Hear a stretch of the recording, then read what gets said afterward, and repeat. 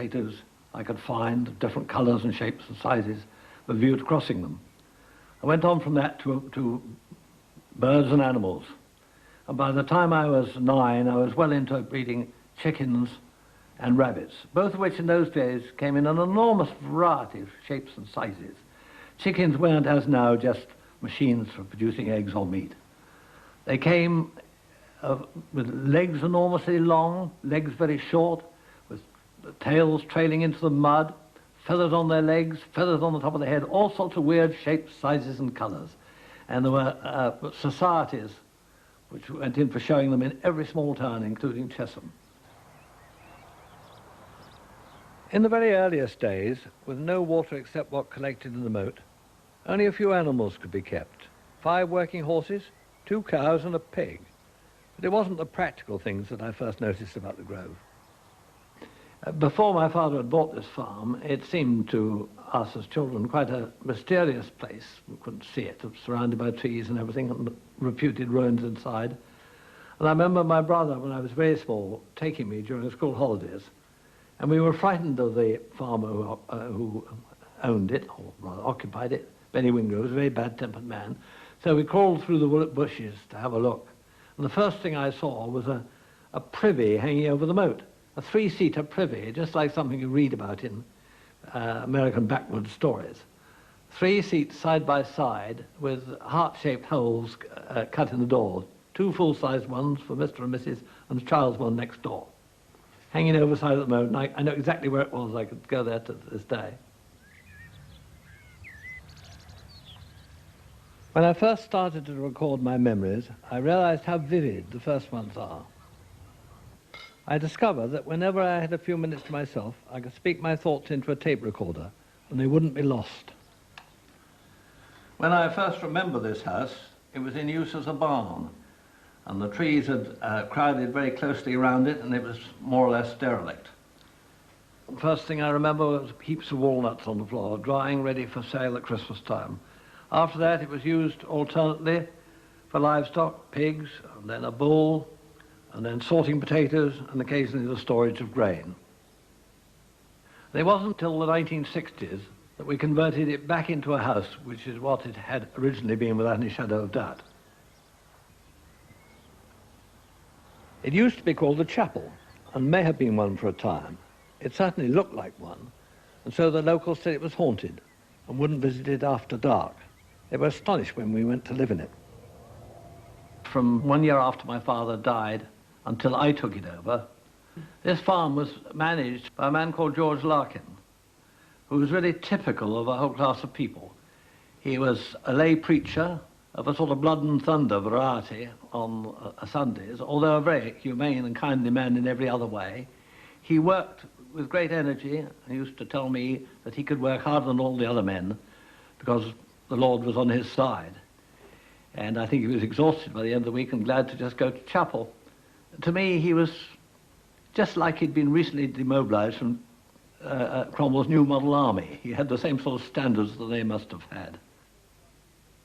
I think George Larkin would have recognized the way my neighbor Maurice Brown farms, because he's doing it much as we were all doing it in the 20s. Yeah, we keep the old scythe as a memento of the old hard-working days, Yeah. isn't it? I suppose, like the rest of us, you used it for cutting round before cutting with a binder. Oh, yes, yes. As well as for grass cutting. Yes. It's hard work. It was hard work. Yes, a rotten fact- job. but Something that I it's, was particularly no good at, 'cause I'm too tall. I was about 17 when I started, Yeah. and it was so hard that it brought tears to my eyes Yes, I quite believe it. with the continual swish, Yeah, yeah. swish, all day long. It was hard work. It was hard There was work. only one thing that was worse, and that's this thing, which some people use for the same job. Yes. And which I myself, on one occasion at least, have cut a whole field of peas with one other man. Right down like this, all day. And that's the way it was all done originally. And if you stood up, you were supposed to be lazy. So at the end of the day, you couldn't stand up, and somebody had to put their knees in the middle of your back and pull you up straight. All the wheat and Yes. barley grown anywhere in the world was cut with one like this. And from biblical times and Yes. onwards, the same thing, exactly, right up to our time. In 1804, Arthur Young rode around this area, surveying and farming in Hertfordshire for the Board of Agriculture. Indeed, he visited the farm next door to mine. He saw the newly improved countryside of the agricultural revolution.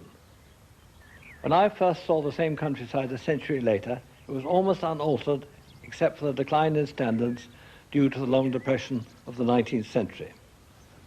The sheep which had maintained the fertility had gone. The hedges had been left untrimmed, the crops were not weeded, and the life of the people on the farms was hard. Arthur Young described in detail what he saw, and the local system of chalk mining particularly impressed him. The land itself on the surface is acid, but only 20 or 30 feet down there is chalk which will correct the acidity. For many hundreds of years, chalk pits were dug all over the place.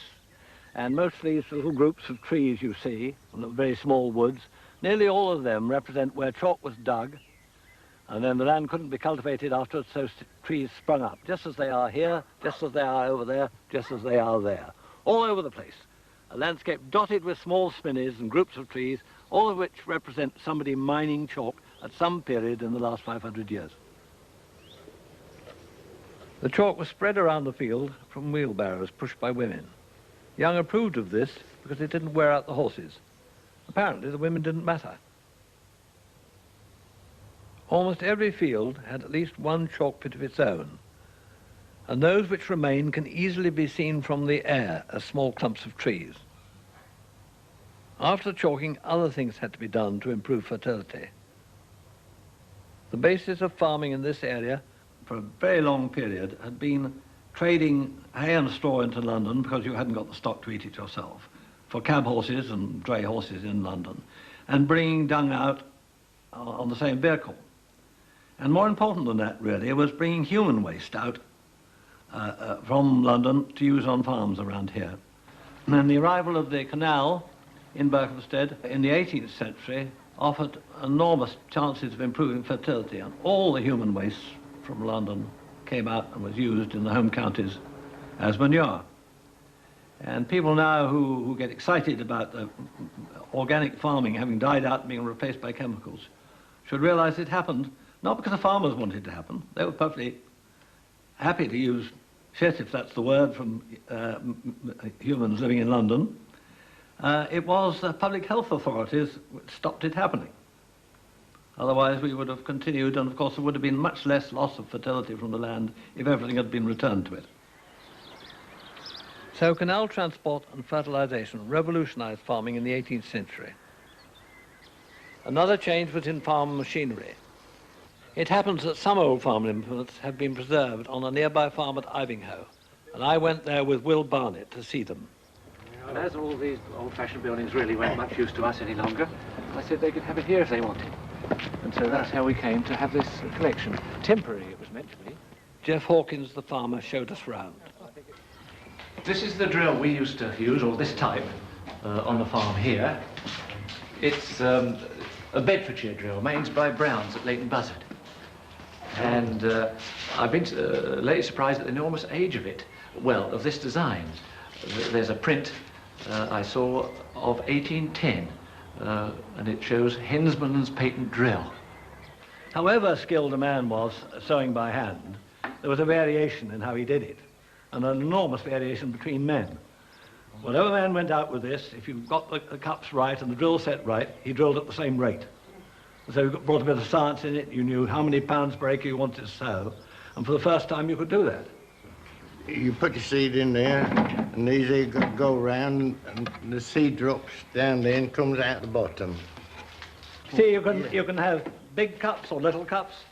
You can fill half of them up with soap, Yes. we used to do, to Yeah. reduce your rate of seeding. So it's infinitely adaptable, using what the maker supplies and also using your own common sense. But if we wanted half the rate of seed, that's what we used to do. Put a bit of soap in half the cups. I hope it didn't fall out too soon. Well, you can take that one out, you see, and that one, and then you've got a wider row. You just drill with these in, take these off altogether. Jethro Tull made the first corn drill. Mid-18th century, went bankrupt in the process, I'm told. I don't know, but and that really has enabled the enormous expansion of grain growing all over the world. It's not conceivable that new countries could have opened up without some form of drill. It all dates from that, and the principle to this day is identical. Let's go and have a look at the seed barrow outside. If the implements and methods in use when I came into farming had developed in the 18th century, the people who worked them had remained stuck in the 19th century. The men working on the farms were almost in two classes in a way. Those doing the supervision, the foremen and the farmers, were mostly staunch nonconformists and rather rigid in their attitude, going to chapel every Sunday and not drinking very much.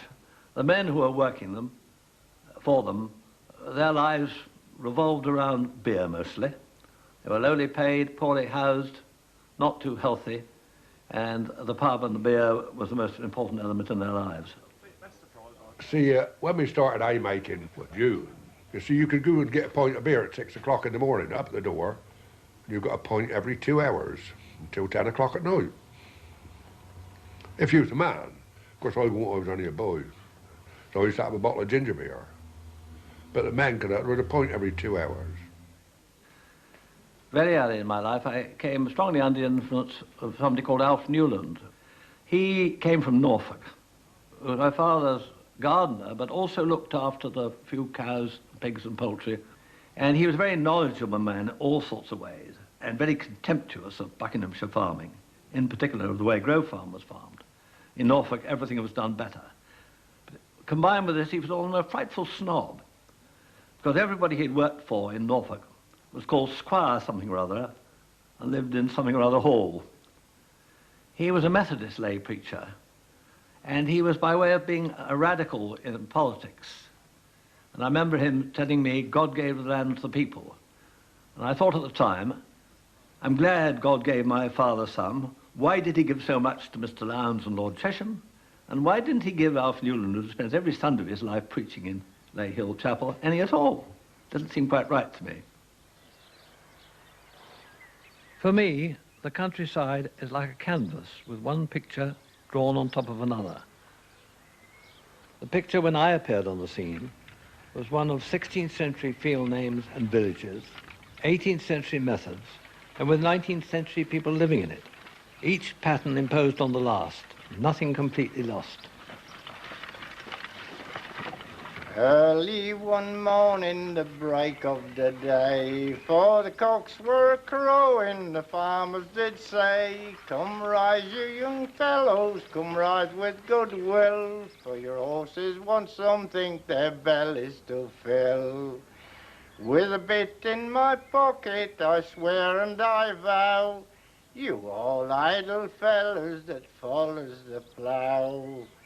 We have ploughed an acre, you've told a dull lie. We have ploughed an acre, I swear and I vow, for we all jolly fellas that follows the plough.